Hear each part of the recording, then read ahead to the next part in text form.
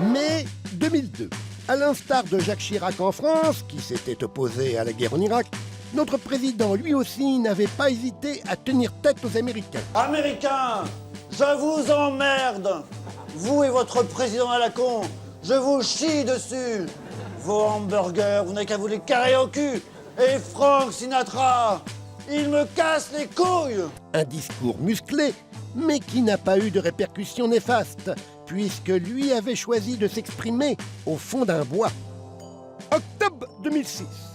Afin de régler une bonne fois pour toutes le problème de la réforme ferroviaire, notre président privatise la compagnie de chemin de fer grolandaise.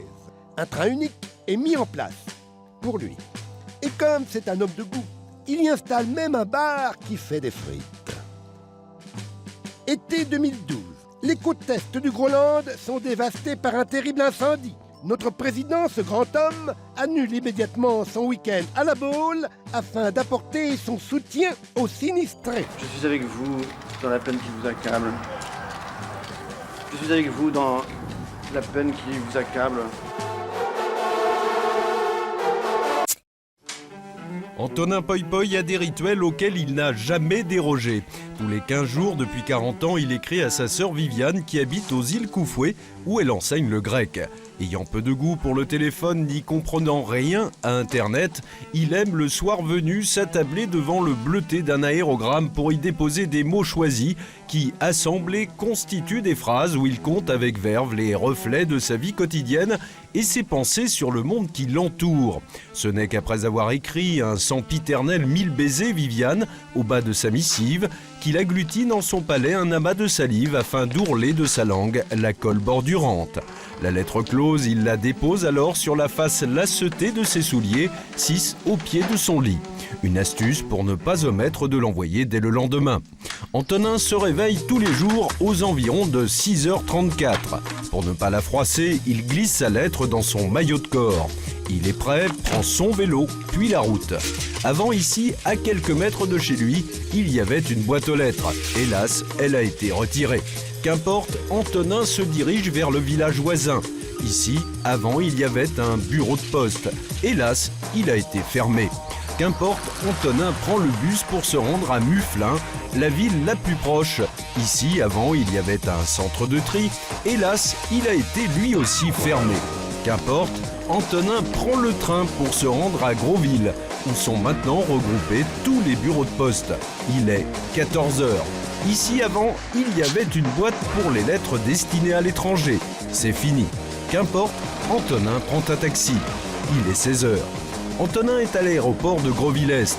L'avion pour les îles Koufoué a heureusement 7 heures de retard. Antonin poste son pli. Ça y est, son devoir est accompli. C'est Viviane qui va être contente. Viviane qui aura à faire 6 heures de route de brousse pour pouvoir avoir des nouvelles de son frère et de l'évolution de sa leucémie. Notre vie moderne évolue à la vitesse de la lumière. Ainsi, en quelques décennies seulement, chez un ado, la lecture, que ce soit d'un livre, d'un prospectus, voire d'une étiquette de petits pois, s'est totalement volatilisée. Comment en sommes-nous arrivés là ? La question ne se pose pas en ces termes, mais bien plutôt, comment vais-je faire pour intéresser mon enfant à se replonger dans la lecture d'un livre ? La réponse nous est donnée par le docteur Kelouap. Bon, c'est simple, il suffit d'expliquer à votre ado qu'un livre, c'est comme un jeu vidéo. Et vous verrez, les résultats sont saisissants. Ça marche. Enculé! Il faut bien voir qu'il s'agit d'un des secrets les mieux gardés du Groenland. En ce début du XXIe siècle, j'ai bien... personne, mais alors vraiment personne n'a jamais parlé de Richelieu. Bon, je sais bien, Jean, que cette émission est la dernière avant des livres, mais enfin, soyez patients, chacun son tour. Hein. Non, je voudrais qu'on parle d'abord d'un livre absolument formidable. Hein, mais je dis pas ça parce que c'est un de mes collègues qui en est le co-auteur. Non, je vais parler du magnifique gros livre de Gustave de Kerver. Vous êtes trop bon, mais évidemment, je n'étais pas seul. Je l'ai écrit à plusieurs mains, je dirais. Bon, ne faites pas le modeste. D'ailleurs, qui ne fait pas ça aujourd'hui, d'écrire à plusieurs mains? Non, moi, je l'écris tout seul. Non, monsieur Bollet, un peu de tenue. Vous êtes dans une émission qui vend. Hein? Alors bon, je disais, Le Gros Livre, un livre formidable qui retrace les 30 ans d'aventure de Groland. Un livre farci de gags, d'anecdotes, toutes les plus croustillantes les unes que les autres, n'est-ce pas, Gustave? Et de beaucoup d'émotions aussi. Oui, c'est tellement bien écrit. Et alors, je me suis permis de choisir un passage que j'ai particulièrement apprécié. Oui. Voilà. Il y en a tellement. Je vais vous le citer. J'ai écrit à Francis Kunz, que j'admire beaucoup, mais il ne m'a jamais répondu. C'est de ma faute aussi, j'avais mis mon nom, prénom et adresse. J'aurais dû me douter qu'il ne lisait que les lettres anonymes.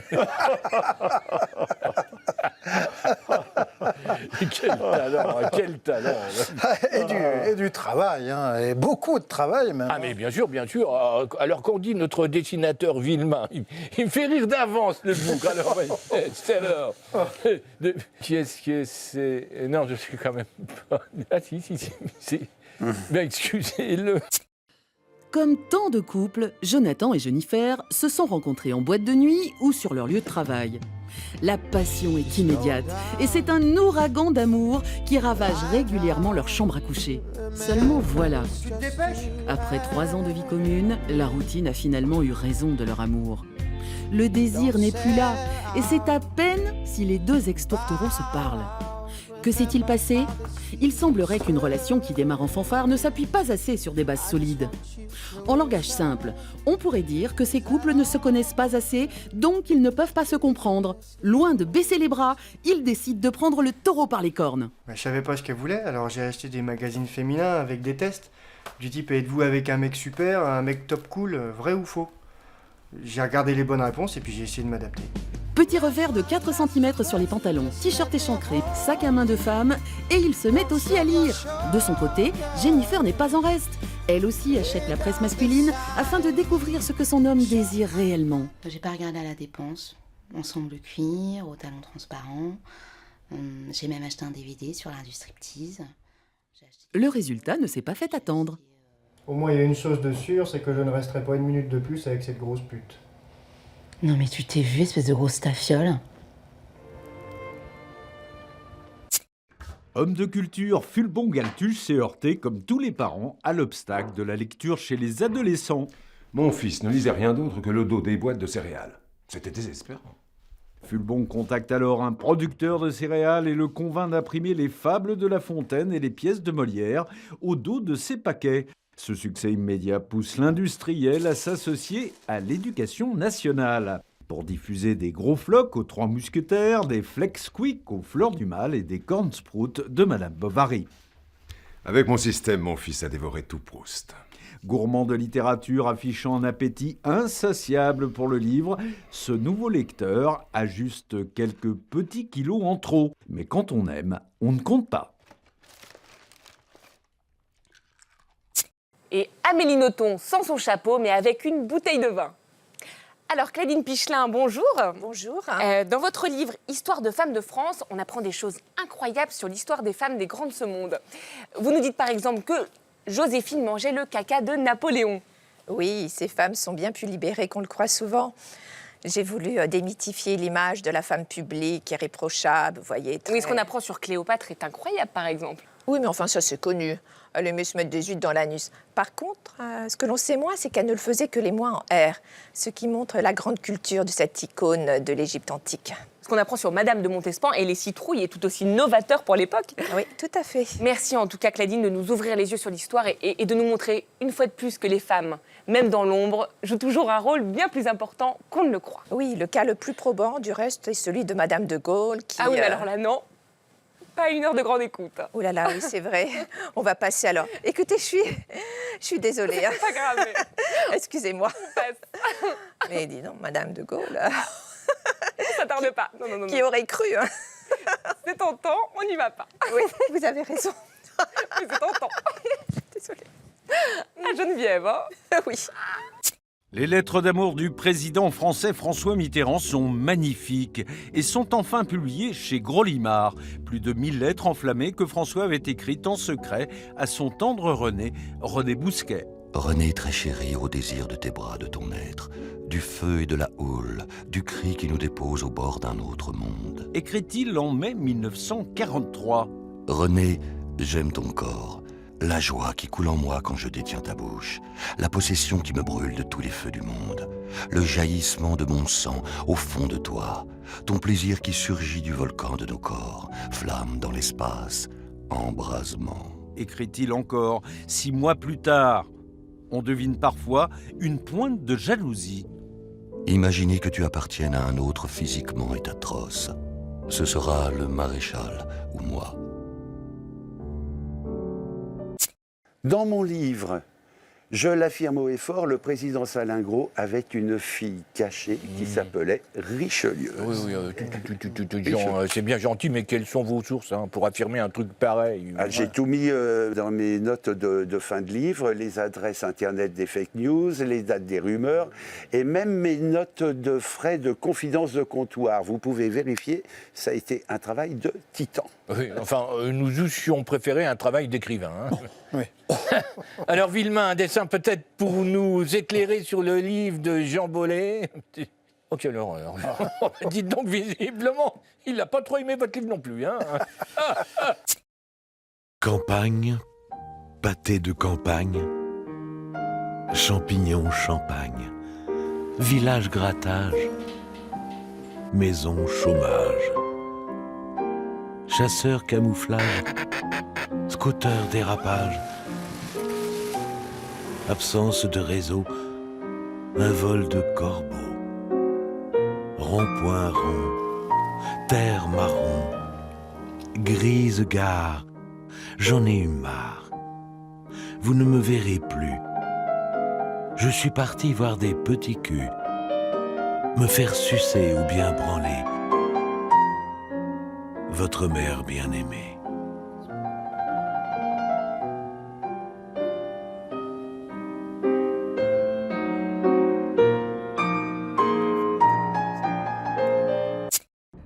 À cause de la putréfaction de ces feuilles mortes, une forêt émet 40% de gaz.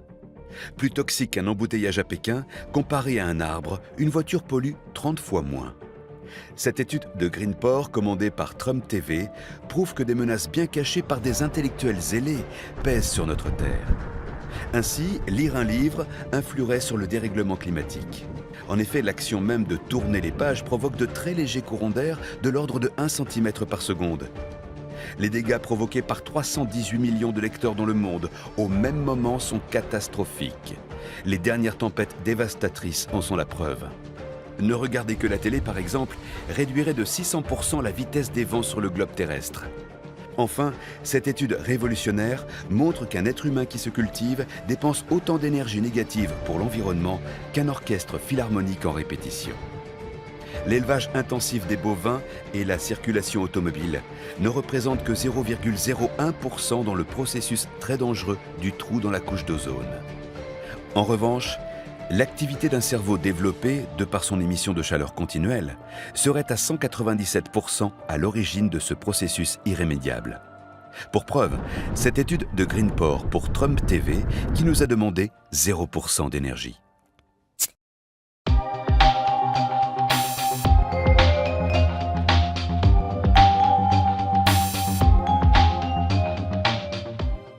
Toujours en direct de la bibliothèque Amicis avec Flandion, un électeur du Front Plat.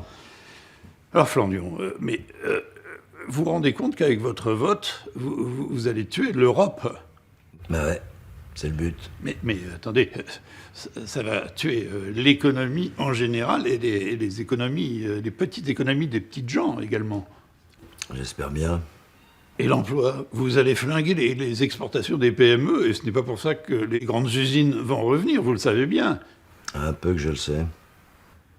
Mais c'est bon pour personne. Mais enfin, monsieur, pensez un petit peu à vos enfants. Les enfants, ils sont comme moi, ils s'en foutent. Mais vous allez en crever, monsieur. Du moment que vous crevez avec nous. Mais qu'est-ce que vous voulez à la fin? Vous n'avez pas encore compris? On veut plus voir vos gueules de cons.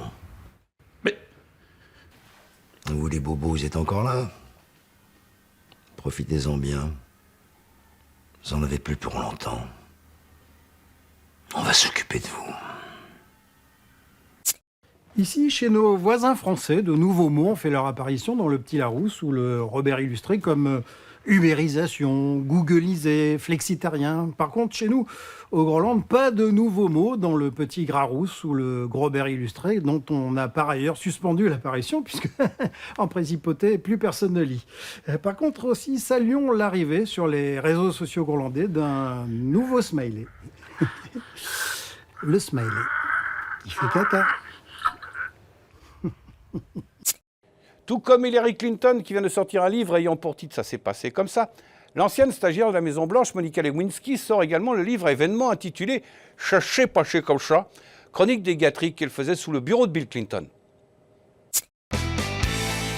Comme chaque année, les 7 membres de l'Académie des gros cours se sont réunis chez Grouan pour récompenser le meilleur livre de l'année. Les compères alcooliques avaient le choix entre Mimi chez Albin Mimi, L'Acte du Sud chez Groland Dubas, L'Art de la loose chez Flamencuche et Tiens bon ton bar chez Gralimar. Après un début de repas réservé aux libations d'usage, ça s'est engueulé sec, aucun membre ne voulant être taxé de compromission ou d'incompétence. Ça, vous l'avez pas lu, bande de connards! C'est des maçons stériles. Voulant remédier à une perte de mémoire collective due à un mélange de Gewürztraminer et d'Alzheimer, le président Bernard Piccolo a pu renouer grâce à Wikipédia et à la Benjamine, Virginie Bonne-Descente, avec la philosophie des frères Groscourt. Flegmont Groscourt, personnage quand même, hein? Alors voilà ce qu'il dit, entre guillemets, mon vœu suprême est que ce prix soit donné à un livre en apparence bien écrit.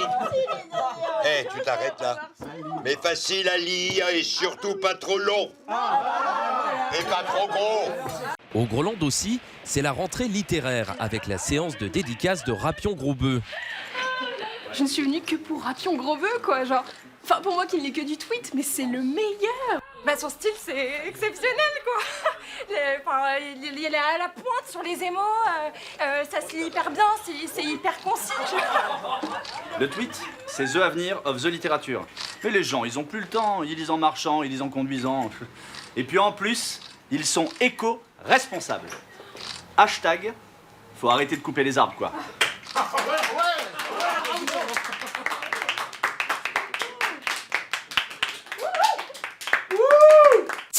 Librairie fermée jusqu'à nouvel ordre? Pas de quoi décourager un lecteur assidu comme Brugnon Freux-Freux. Issu d'un terroir généreux, ce rosé de Provence, gorgé de soleil, aux délicates fragrances d'agrumes, saura accompagner à merveille vos grillades estivales, servir frais. La poésie est tout autour de nous.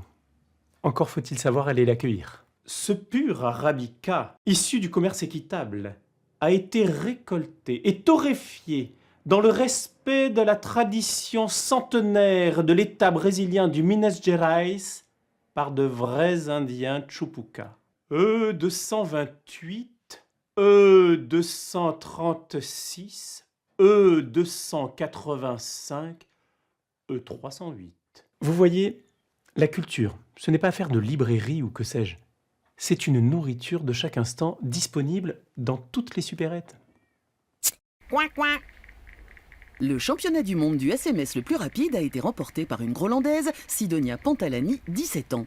Rappelons le règlement. Dans la première manche, le SMS doit être exécuté d'une seule main, en marchant, avec de la musique très fort dans les oreilles. La deuxième manche, plus dure, est effectuée à une table avec obligation de terminer le plat et avec un concurrent qui joue le rôle de la maman pour perturber le candidat. Enfin, la troisième et dernière manche a lieu devant la télé allumée avec un paquet de chips et en apprenant par cœur une leçon sur les conséquences de la nouvelle politique économique russe en 1922. Un exploit pour la jeune Groenlandaise car le SMS à envoyer cette année était une lettre de Marcel Proust à son oncle, ce que Sidonia a fait à chaque fois en 27 secondes.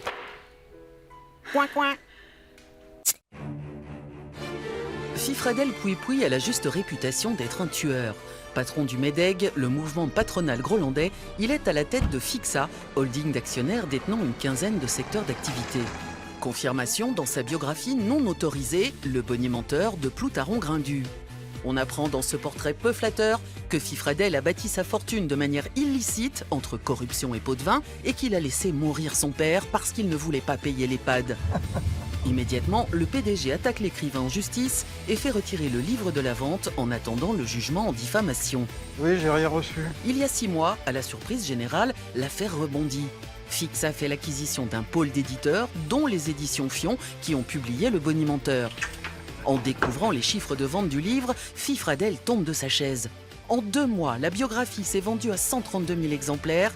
Aussitôt, Fifradel retire sa plainte. Sans rancune. Hein? Il fait alors réimprimer Fissa le livre et en profite pour changer le titre. Le Bonimenteur devient un sacré fils de pute. Je pensais que ce serait plus vendeur. Hein?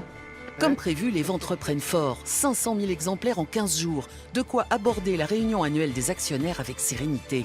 Mes chers amis, les résultats du groupe sont en hausse de 25% grâce à nos dernières acquisitions dans le domaine de l'édition, mais surtout au succès du livre. Un sacré fils de pute! Oui. Une bonne nouvelle n'arrivant jamais seule, eh bien, en collaboration avec mon grand ami Ploutaron Grindu, figurez-vous qu'un tome 2 est en route, dont voici en exclusivité la couverture.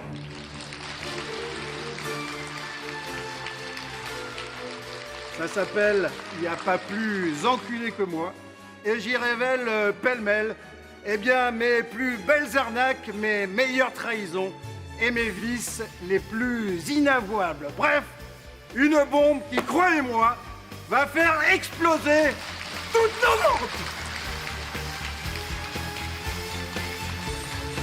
Y a pas plus enculé que moi, ou l'histoire d'un monde où l'on se fout complètement du pourquoi et du comment, tant que ça fait ses 15% de rentabilité. Voilà, alors malheureusement, cette grosse librairie touche d'ores et déjà à sa fin. Je vous rappelle les titres des livres qui ont été cités ce soir. Alors, Gros Livre de Gustave de Kervern, Richelieuse de Jean Greleux aux éditions Gallimard, et Gros Livre de Michael Kuhl. Alors, un petit bilan de cette émission, peut-être du côté de notre dessineur Villemain. Alors, ouais, bah ça ira bien comme ça, Villemain. Hein. Les dessins d'humour, c'est censé gêner les puissants, c'est pas fait pour gêner tout le monde. C'est la fête! C'est la fête!